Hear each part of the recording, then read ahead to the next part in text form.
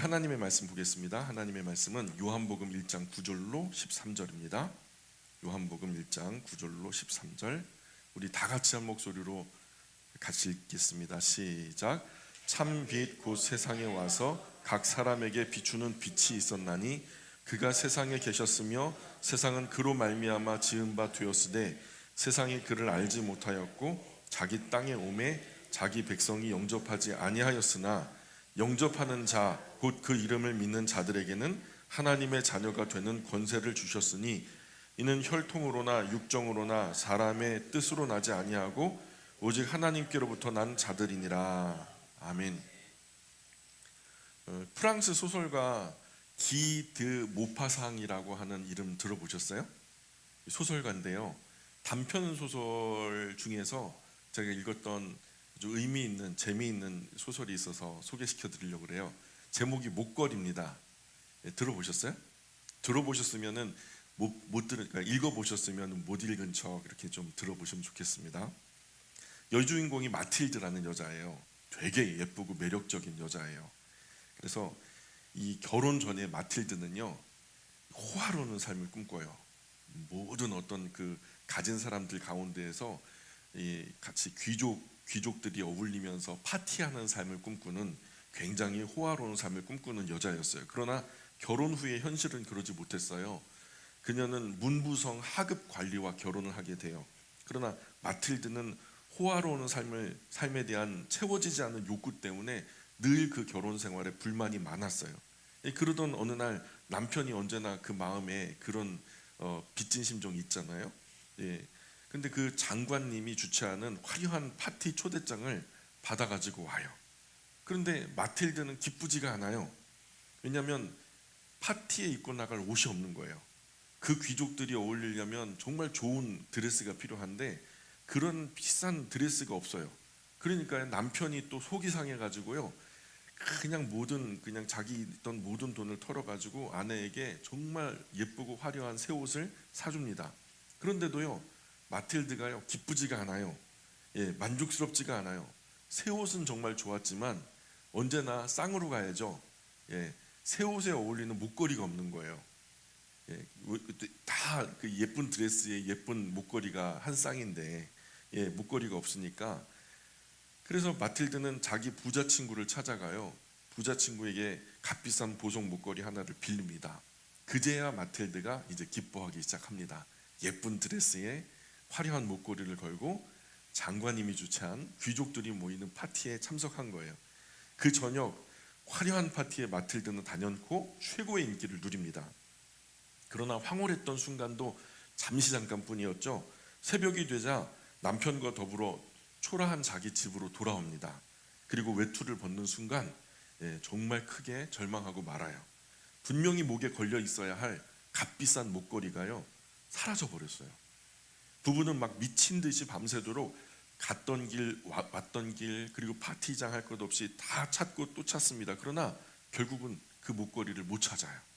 어쩔 수 없이 보석성에 가가지고 똑같은 목걸이를 사가지고 목걸이 주인에게 돌려주어야 되겠다라고 부부끼리 합의가 이루어져요. 그리고서 부부는 초라한 집에서 돈이 될 만한 모든 가재 도구들을 다 처분합니다. 그리고 그래도 모자라는 것은 여기저기 닥치는 대로 지인들에게 빌려요. 그래서 똑같은 목걸이를 사서 그 부자 친구에게 돌려주고요. 이 일 때문에 마틸드 부부는요 그 후 10년 동안이나 뼈 빠지게 고생을 합니다. 그 과정에서 마틸드의 곱고 예쁘고 매력적인 얼굴도 다 상해버리고요, 그 모습이 굉장히 초췌해져 버리죠. 어느 날 이 마틸드가요 우연히 길을 걷다가 자기 목걸이를 빌려주었던 그 부자 옛 친구를 만나게 됩니다. 친구는 깜짝 놀라가지고 마틸드의 그 곱던 얼굴이 완전히 형편없이 망가져 버린 것을 보고서 무슨 일이 있었는지 깜짝 놀라면서 묻죠. 마틸드, 너 정말 가엾기도 해라. 어떻게 이렇게 됐어? 물으니까요, 마틸드가 그간의 자초지정을 얘기합니다. 이래 해가지고 이래 했노라고. 그러니 이 부자 친구가 하는 말이, 마틸드 가엾기도 해라. 그거는 가짜 목걸이였는데. 그게 가짜 목걸이였다는 거예요. 그러니까 아무런 가치도 없는 싸구려 가짜 목걸이 위에서 이 부부가 10년 동안 뼈를 깎는 큰 고생을 했던 거죠. 정말 허무하죠. 예. 그 서양 속담에 이런 말이 있어요. 공짜 치즈는 쥐 덫 안에 있다. 그런 말이 있더라고요. 오늘 본문으로 한번 들어가 볼까요? 9절 보니까 뭐라고 나오냐면 참 빛, 곧 세상에 와서 각 사람에게 비추는 빛이 있었다. 야, 마트에 갔더니요, 진짜 참기름 이렇게 써 있더라고요. 진짜 참기름, 이거 가짜 참기름 아니다. 이건 진짜 참기름이다. 직접 저온에서 압착으로 짜가지고 진짜 참기름이다 하면서 이제 강조를 하는. 자, 그런데요, 그 말은요 상대적으로 가짜 참기름이 있다는 얘기예요, 없다는 얘기예요? 있다는 얘기죠. 사람들을 하도 가짜 참기름으로 속여 팔다 보니까 이거는 가짜가 아니야, 이건 진짜야, 많은 가짜 중에서 이건 진짜란다 하면서 진짜 참기름이라고 부연해서 설명을 해놓은 거죠. 자, 가짜 참기름 안에 뭐가 가장 많을까요? 가짜 참기름을 만들려고 하면 그 안에 뭘 가장 많이 넣을까요? 네? 아이러니하게도요, 가짜 참기름 만들 때 가장 많이 들어가는 것은요 진짜 참기름이에요. 진짜가 많이 들어가야 진짜 같잖아요. 지금 세상은 저마다 참 빛을 표방하면서 가짜 빛을 팔고 있어요. 마트나 백화점, 주유소 반짝반짝이는 것들 다 보세요. 오늘 예배당에서 나신 아기 예수님과 직접 연결된 교회와 상관없는 그런 곳에서 오히려 몇 주, 몇 달 일찍 캐롤송이 나오고 성탄의 장식들이 펼쳐지기 시작해요. 저마다 반짝반짝거리죠. 그러면서 성탄 트리 각종 장식으로 유혹하고 미혹해요. 그러나 그것들은 다 가짜죠. 세상에는 참 빛도 있지만 마틸드 목걸이처럼 가짜 빛도 있단 말이죠. 참 빛이 있다는 것 자체가 가짜 빛이 있다라는 것을 전제하거든요. 가짜 빛의 세 가지 특징이 있어요.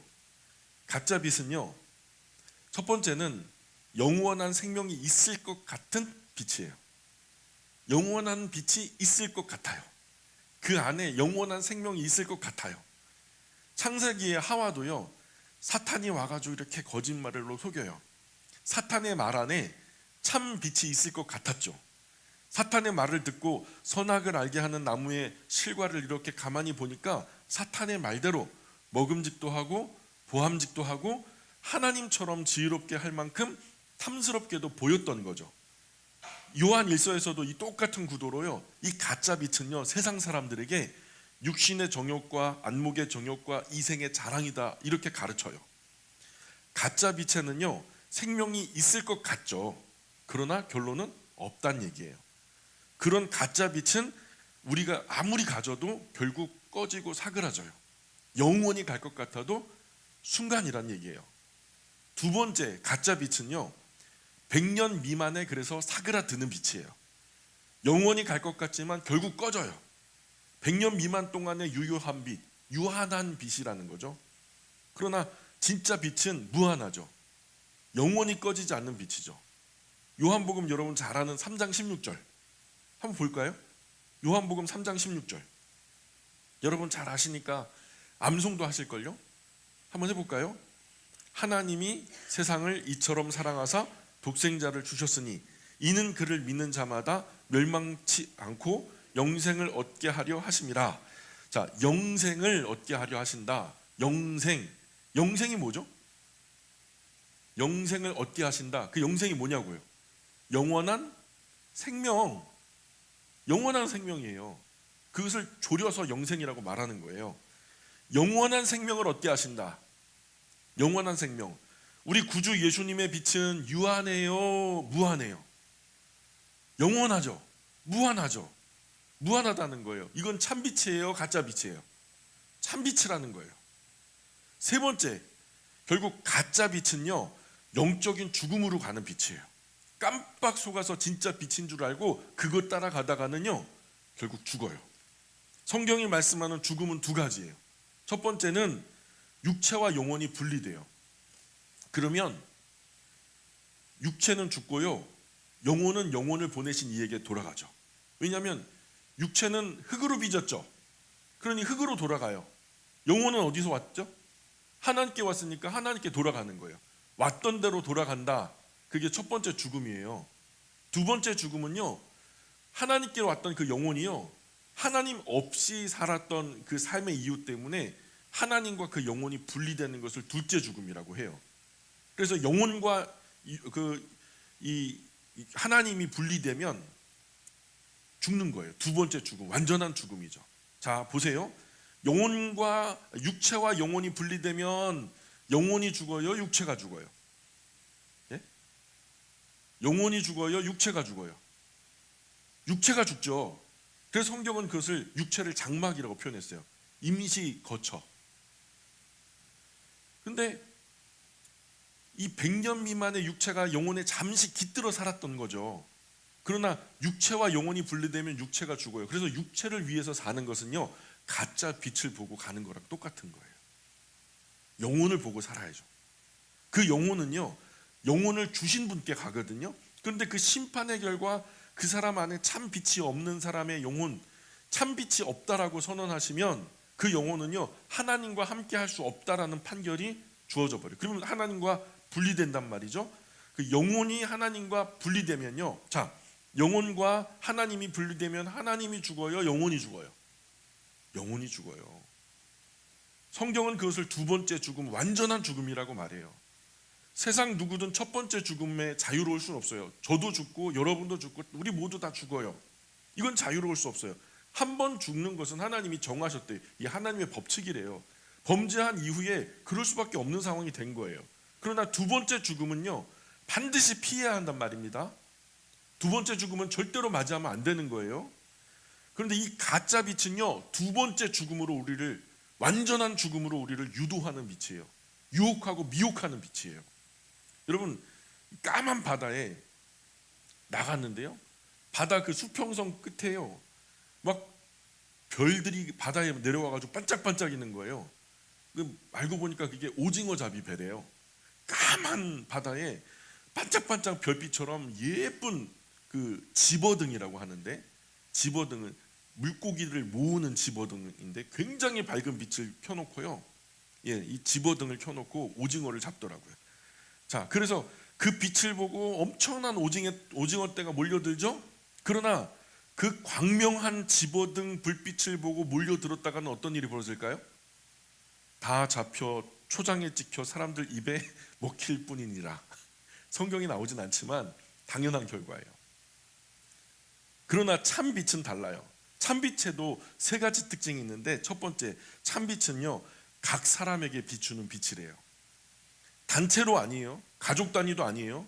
한 사람 한 사람, 각 사람에게 비추는 빛이래요. 엄마 손 꼭 잡고 있다고, 예수님 잘 믿는 엄마 손 꼭 붙잡고 있다고 천국 갈 수 있는 것도 아니에요. 예수님 아주 열심히 믿는 아내 치마 꼭 붙들고 있다고 구원 받는 것도 아니에요. 각 사람 각자 한 사람 한 사람 다 각자 구원의 빛이 필요해요. 그 안에 생명의 씨앗인 참빛이 필요하다는 거예요. 그 참빛이 있는 사람만 구원 얻을 수 있다는 거예요. 그래서 첫 번째, 참빛의 특징은요, 각 사람 안에 있다는 거예요. 군중 안에 또는 교회 안에, 내가 이렇게 크고 화려한 교회, 내가 이렇게 유명한 교회에 속해 있으니까 나는 구원이 있을 거야, 참빛이 있을 거라고 간주하면 안 돼요. 그 빛은 어떻게 있대요? 각 사람 안에 있대요. 두 번째 특징이 뭐냐면, 참빛은요, 죄를 밝혀요. 빛이 짠 하고 펴지면요, 예쁜 꽃들이 보이는 게 아니라 우리 안에 죄가 보인단 말이에요. 그래서 죄 문제를 해결하는 빛이에요. 죄 문제 해결하기 위해서는 먼저는요, 죄가 밝혀져야 돼요. 자, 제 친구가 똥꼬가 아파요. 죄송합니다. 조금 있으면 점심 드셔야 되는데 제 친구가 똥꼬가 아파요. 맞아요, 치질이에요. 근데 의사 선생님이 엉덩이를 까래요. 근데요, 창피하대요. 그런데 창피하다고 의사 선생님한테 안 보여주면은 치료 못하죠. 그러면 계속 똥꼬가 아파요. 이것 때문에 죽을지도 몰라요. 문제가 되는 똥꼬를 의사 선생님에게 보여줘야지만 문제가 해결되는 거예요. 사실 이 똥꼬보다 더 창피한 게 뭐냐면 죄라고 하는 거예요. 그런데 이 참빛은요, 죄의 참혹한 형편을 적나라하게 다 비춰주거든요. 이 참빛은요, 죄의 문제를 밝히 나타내주는 빛이에요. 그래서 어디서부터 어디까지가 문제인지를 확실하게 드러내요. 이 또한 참빛은 죄의 문제를 치료하고 해결하는 빛이에요. 그래서 그 죄 위에 구주 예수님의 십자가 보혈을 발라요. 어린 양의 피를 발라요. 그래서 그 어느 것으로도 씻어지지 않고 그 어느 것으로도 치료되지 않았던 것을 이 예수 그리스도의 보혈의 공로로, 그 보혈의 치료로 이 더러운 죄가 씻겨나가고 해결되고 치료되게 만들어요. 그래서 다시 하나님 앞에 설 수 있도록, 얼만큼? 영원히 설 수 있도록. 그래서 구원하다라는 말은요, 전제가 뭐냐면 어디로부터 구원하냐는 거예요. 어디로부터 구원하냐는, 구원이라는 말은요, 구원받을 형편이어야 하거든요. 근데 어디로부터 구원하느냐? 성경에는 분명히 나타나죠. 자기 백성을 저희 죄에서 구원한다. 그래서 이 구원은요, 모든 사람 각자 죽음에 이르게 하는 죄로부터의 구원이다. 한 사람 한 사람 자기 죄에서부터 구원하는 구원의 빛이다. 마지막 세 번째로요, 참빛은요, 영원한 생명을 얻게 하는 빛이에요. 그래서 세상엔 참빛도 있지만 가짜 빛도 많아요. 저마다 다 생명과 진리로 인도한다고 막 떠들고 광고하죠. 그러나 제 세상 말을 듣고 그 빛 따라가다가는 까딱하면 속기 십상이죠. 모파상 소설 목걸이 주인공 마틸드처럼 10년 정도 개고생이 아니에요. 이 가짜 빛에 속으면요, 남은 평생을 노예처럼 살게 될 수도 있는 거예요. 죄의 노예. 예수님 노예 하실래요? 죄의 노예 하실래요? 바울이 그러잖아요. 나는 그리스도의 노예가 되었다. 과거에는 무엇의 노예가 되었었다? 나는 죄의 노예였었다. 내가 죄를 안 지을 자유가 없더라. 오호라 나는 공고한 사람이로다. 이 사망의 몸에서 누가 나를 건져낼 수 있을까? 근데 8장에 딱 나오자마자 그리스도 예수 안에서 내가 자유를 얻었다 막 하면서 예수님으로 치료받은 거죠. 자, 요한복음 8장 12절 볼까요? 요한복음 8장 12절 같이 읽어볼게요. 시작. 예수께서 또 말씀하여 이르시되 나는 세상의 빛이니 나를 따르는 자는 어둠에 다니지 아니하고 생명의 빛을 얻으리라. 아멘. 자, 우리가 앞서 본문에서 뭐라고 그래요? 참빛 곧 세상에 와서 각 사람에게 비추는 빛이 있었다. 그런데 이 빛이요, 이 참빛이요, 뭔지는 잘 몰랐어요. 그런데 수많은 가짜빛 속에 참빛이 주어진 거죠. 잘 가려내야 되겠죠. 다행히도 참빛을 가려주는 장치가 있는데 그 장치가 뭐냐면 바로 참빛을 주신 분의 말씀이에요. 참빛을 주신 분이 직접 말씀하는 거예요. 그 참 생명과 진리를 인도하는 빛은 유일해요. 그것이 곧 하나님의 말씀이고 그 말씀이 기록된 것이 성경인데 우리가 읽었던 8장 12절이 그 하나님의 말씀을 선포하는 거예요. 근데 여기서 그 참빛은 무엇이다? 예수 그리스도다. 예수 그리스도다. 누가 참빛이래요? 구주 예수님. 성경에 보면 참빛이 이 세상에 오실 텐데 그 참빛이 오면 어떤 일들이 있을 거라고 미리 말씀을 해주세요. 예언했다는 거죠. 이것을 메시아 예언이라고 해요. 구약에서 오시지 않았던 예수님의 미래를 예언한 거예요.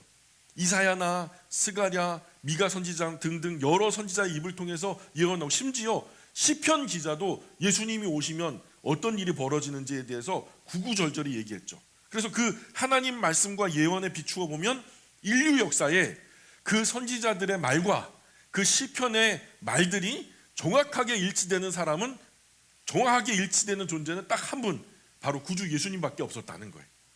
성경도 증언하지만 오신 예수님이요, 직접 못 알아들을까 봐 직접 자기를 증언하기를 내가 곧 길이요 진리요 생명이다. 나로 말미암지 않고는 아버지께로 올 자가 없다. 나는 세상의 빛이다. 나를 따르는 자는 어둠에 다니지 않을 것이다. 생명의 빛을 결국은 얻게 될 것이다. 이렇게 직접 자기 증언을 하신단 말이죠. 그러나 사람들은요, 그 참 빛이 자신들에게 비치고 있는 것을 몰라요. 오늘 본문으로 돌아와서 1장 10절 볼까요? 1장 10절. 1장 10절 같이 읽습니다. 시작. 그가 세상에 계셨으며 세상은 그로 말미암아 지은 바 되었으되 세상이 그를 알지 못하였다. 자, 세상이 그를 알지 못하였다. 이 지구 위에 이 세상을 시작을 말하는 두 가지 약속이 있어요. 세상이 어떻게 시작됐는가, 온 우주와 만물, 이 세상은 어떻게 시작됐는가를 막 여러 가지 수만 가지 주장들이 있죠. 근데 그걸 갖다 딱 조리면 두 가지밖에 없어요. 하나는요, 우연히 겹쳐서 엄청나게 긴 시간을 통과하면서 알 수 없는 이유로 진화되어 가지고 지금에 이르렀다라는 거예요. 우주 진화와 인류 진화를 얘기하는 거죠. 우연히 진화되었다라는 주장에는요, 사실은 엄청난 믿음이 필요해요. 마치 시계가, 지금 제가 차고 있는 이 시계가요, 수많은 풍화와 침식 자공용을 통해서 시침, 분침, 초침이 우연히 만들어지고 24시간 태양시를 정확하게 가리키도록 장치되어서 작동하기 시작했는데, 그건 알 수 없는 어떤 이유로 진화의 결과로 우연히도 그렇게 시작이 되었다. 이것을 믿는 확률보다 더 높은 확률로 진화 이론은요, 수천만 배나 더 희박한 확률을 믿을 수 있는 신앙이 필요하다는 거예요. 여러분, 시계가 엄청나게 긴 시간 풍화와 침식작용을 통해서 작동하고 있다는 걸 믿는 것보다 수천만 배가 아니라 수로 헤아릴 수 없을 만큼의 큰 확률로 이루어졌다는 것을 믿는 신앙이 필요한 것이 진화 이론을 믿는 거예요. 그런데 또 두 번째 이론은 뭐냐면, 이 온 세상과 만물 또 인류를 지으신 분이 계시다는 거죠. 오늘 이 말씀 뭐라고 그래요? 그가 세상에 계셨다. 세상은 그로 말미암아 지은 바 되었다. 태초에 하나님이 천지를 창조하셨다. 아멘입니까? 그분이 지으신 거예요. 그분이 누구죠? 여호와 하나님. 예, 그렇죠. 그런데 그 여호와 하나님만 지은 게 아니죠. 성경 창세기에 열어보면요, 우리가 지었다라고 말씀하세요. 복수형인데요, 성부 하나님, 성자 예수님, 성령 하나님, 성삼위 하나님께 함께 지으신 합작품이에요. 왜냐하면 신약에서도 예수님이 짓는 것에 동참하셨다는 얘기가 여러 번 나오거든요. 지금 온 세상은 이 사실을 알아요, 몰라요? 몰라요. 그래서 세상이 그를 알지 못했다 말하고 있는 거예요. 이 비밀은요, 아주 특별하게 선택된 소수 사람에게만 이 비밀이 공개되고 있어요. 여러분 아세요? 온 세상과 만물 인류를 지은 분이 우리 성삼위 하나님이라는 것을 아세요? 예, 맞아요. 우리는 그 선택된 소수의 사람인 거예요. 마틸드처럼 10년이 아니라 남은 평생 개고생 안 해도 돼요. 우리는 참빛을 찾은 거예요. 그러니 이 참빛을 주변 모든 사람에게 알려주어야 할 책임과 의무가 있어요. 육체대로 살 것이 아니다. 사람도 우연히 있게 된 존재가 아니라는 거예요. 그러나 알기는 알지만 죄의 속성 때문에 이 참빛을 영접하지 않아요. 전해도 듣지를 않아요. 귀를 막고 고개를 흔들어 버려요. 요한복음 3장 19절 볼까요? 요한복음 3장 19절. 요한복음 3장 19절 같이 읽습니다. 시작. 그 정죄는 이것이니 곧 빛이 세상에 왔으되 사람들이 자기 행위가 악함으로 빛보다 어두움을 더 사랑한 것이니라. 아멘. 자, 그 참빛을 하나님께서 보여주셨고 인류에 나타내 보여주셨어요. 그리고 사람들에게 누구라도 어린 아이로부터 노년에 이르기까지 잘 배운 사람부터 못 배운 사람까지 다 알아들을 수 있도록 등경 위에 들려서 다 사람들에게 비춰지게 보여주셨어요. 근데요, 사람들이 자기 행위가 악함으로 빛보다 어둠을 사랑하면서요, 거절해요. 1장 11절 보세요. 오늘 본문으로. 참빛을 영접하지 않는 것 자체가 정죄 상태에 있는 거라고 성경 가르쳐요. 11절에 뭐래요? 자기 땅에 오매 자기 백성이 영접하지 않았다, 그렇게 말해요. 그분이 만든 땅에 그분이 오셨어요. 그분이 만든 땅에 그분이 오셨어요. 그런데 그분이 만들어 놓은 백성은 그분을 모르죠. 그죠? 가르쳐 주시면 알겠지만, 여러분 응애하고 태어났어요. 내 엄마 내 아빠가 누군지 알아요, 몰라요? 갓 태어난 갓난쟁이 애기가 누군 뭘 알아요?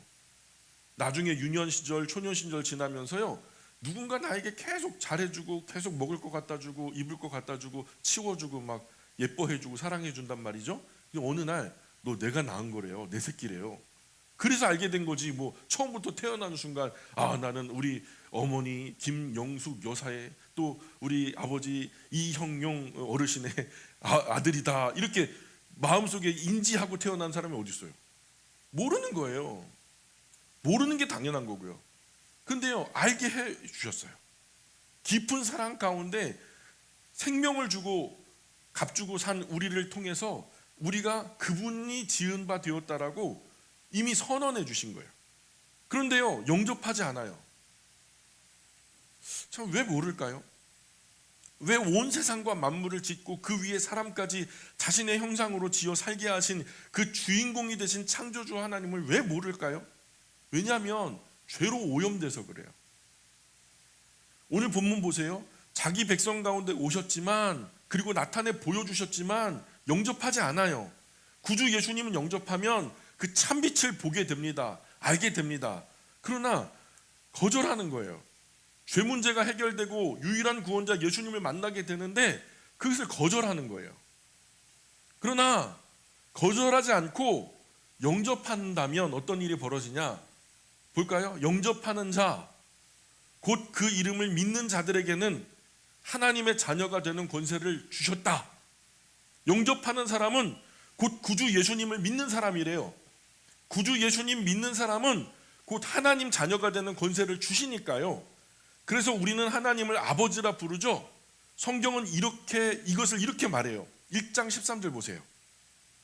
1장 13절. 이렇게 되는 원리를요, 1장 13절은 이렇게 설명하고 있어요. 시작. 이는 혈통으로나 육정으로나 사람의 뜻으로 나지 아니하고 오직 하나님께로부터 난 자들이니라.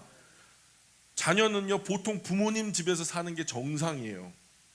뭔가 누군가 너 어디 사니? 그러면 우리 엄마 아빠 집에서 살지. 그런데 오호, 너 이상하다, 너 이상한 사람이네, 이럴 사람 없어요. 당연한 거죠. 우리 부모님 집에서 내가 사는 거 뭐가 이상해요? 우리 부모님 집에 아무나 들어가서 살 수 있어요, 없어요? 우리 부모님 집에 아무나 들어가서 살 수 없어요. 누구만 들어가 살 수 있어요? 부모님 자녀만 들어가 살 수 있어요. 우리 하늘 아버지 집은 어디 있을까요? 천국이죠. 그 집은 아버지 하나님 자녀 아닌 사람은 못 들어가요. 죄송하지만 거기 들어가 살려면 그분의 자녀가 돼야 한단 말이죠. 그분 자녀가 되려면 구주 예수님을 영접해야 한단 말이고요. 구주 예수님을 영접한다는 말은 곧 구주 예수님을 믿는 것과 같단 말이죠. 구주 예수님을 믿는 사람은 보통 어디에 모이죠? 교회에 모이죠. 일주일에 한두 번 교회에 모여서 영원한 아버지 집에 들어갈 그날을 소망하면서 이 귀한 선물 주신 아버지 하나님께 예배하고 찬송해요.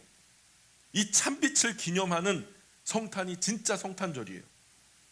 저마다 연말연시 성탄의 분위기에 들떠가지고 백화점, 호텔, 음식점, 세계 각국 여행지, 막 세상 사람들 미어 터지는 곳에 기웃기웃거리면서 여기 참빛이 있을까, 저기 참빛이 있을까. 그래서 수백만 원짜리 코트를 사고 막 엄청나게 비싼 가전제품을 사면서 그렇게 허비되는 시간이 참 빛이 아니란 말이에요.